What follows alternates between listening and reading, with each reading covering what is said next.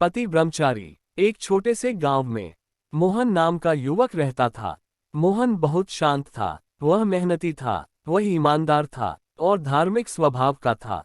गांव के लोग उसकी बहुत तारीफ करते थे। कुछ समय बाद मोहन की शादी सरला नाम की लड़की से हुई। सरला भी बहुत समझदार थी। दोनों एक दूसरे का सम्मान करते थे। लेकिन शादी के बाद गांव में एक बात फैल गई। लोग कहने लगे, मोहन शादीशुदा होकर भी ब्रह्मचारी जैसा जीवन जीता है।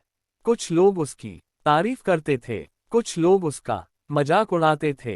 एक दिन गांव के चौपाल पर एक बुजुर्ग बैठे थे।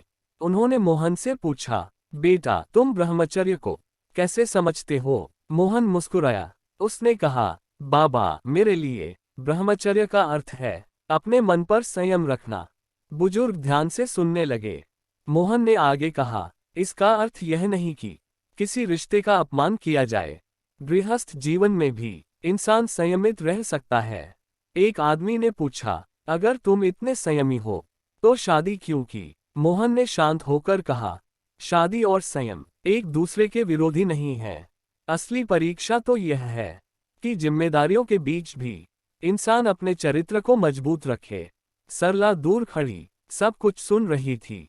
उसे मोहन पर गर्व हुआ। समय बीतता गया। मोहन रोज सुबह जल्दी उठता था। वह अपना काम करता था, बुजुर्गों की मदद करता था, जरूरतमंदों का साथ देता था और शाम को अपने परिवार के साथ रहता था। वह किसी का अपमान नहीं करता था, वह किसी की बुराई भी नहीं करता था। एक दिन गांव में बहुत तेज बारिश हुई। नदी का पानी तेजी से बढ़ने लगा। कई घरों में पानी घुस गया। लोग घबरा गए। मोहन तुरंत लोगों की मदद करने लगा। वह बच्चों को सुरक्षित जगह ले गया। उसने बुजुर्गों की भी मदद की। सरला ने भी घर से भोजन बनाया। दोनों ने मिलकर जरूरतमंदों की मदद की। उस दिन गांव के लोगों ने मोहन को नए नजरिए से देखा। अगली सुबह वही बुजुर्ग मोहन के पास आए। उन्होंने कहा, बेटा अब मैं समझ गया, संयम केवल शब्द नहीं है, संयम हमारे व्यवहार में दिखाई देना चाहिए। मोहन ने कहा, बाबा इंसान की महानता दूसरों को छोटा समझने में नहीं है, महानता तो अपने मन पर नियंत्रण रखने में है। बुजुर्ग मुस्कुराए। कुछ दिनों बाद एक युवक मोहन के पास आया।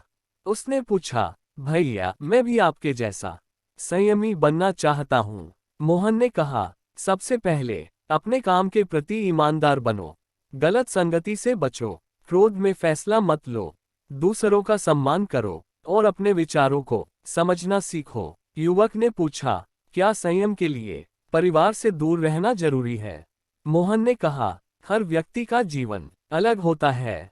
कोई व्यक्ति अविवाहित रहकर संयम का जीवन चुन सकता है और कोई व्यक्ति परिवार के साथ रहकर भी संयमित जीवन जी सकता है।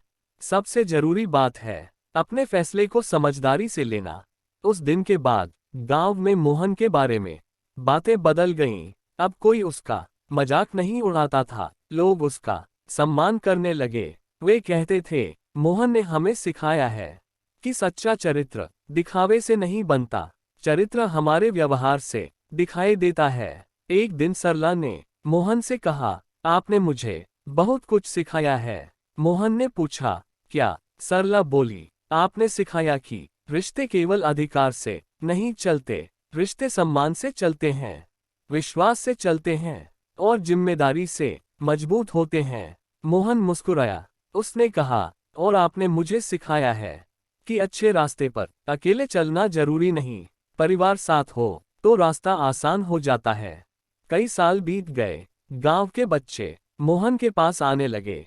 वे उससे जीवन की बातें सीखते थे। मोहन उन्हें हमेशा एक बात समझाता था, अपने मन को अपना मालिक मत बनने दो, अपने विवेक को अपना मार्गदर्शक बनाओ। वह कहता था, संयम का मतलब डरना नहीं है, संयम का मतलब है सही और गलत को समझना, दूसरों की सीमाओं का सम्मान करना और अपने जीवन की जिम्मेदारियों को निभाना। धीरे धीरे मोहन की कहानी पूरे गांव में प्रसिद्ध हो गई। लोगों को समझ आया कि ब्रह्मचर्य को केवल बाहरी रूप से नहीं देखा जा सकता, आत्मसंयम भी जरूरी है, अनुशासन भी जरूरी है, सम्मान भी जरूरी है और जिम्मेदारी भी जरूरी है। मोहन को कभी प्रसिद्धि नहीं चाहिए थी। वह बस सादा जीवन जीना चाहता था। उसका विश्वास था, जिस चरित्र की गवाही हमारा व्यवहार देता है, उसे दुनिया के सामने साबित करने की जरूरत नहीं होती। कहानी की सीख: संयम केवल त्याग नहीं है। संयम अपने विचारों और व्यवहार को सही दिशा देना है। रिश्तों में सम्मान जरूरी है, विश्वास जरूरी है, और एक दूसरे की भावनाओं की कद्र करना सबसे जरूरी है।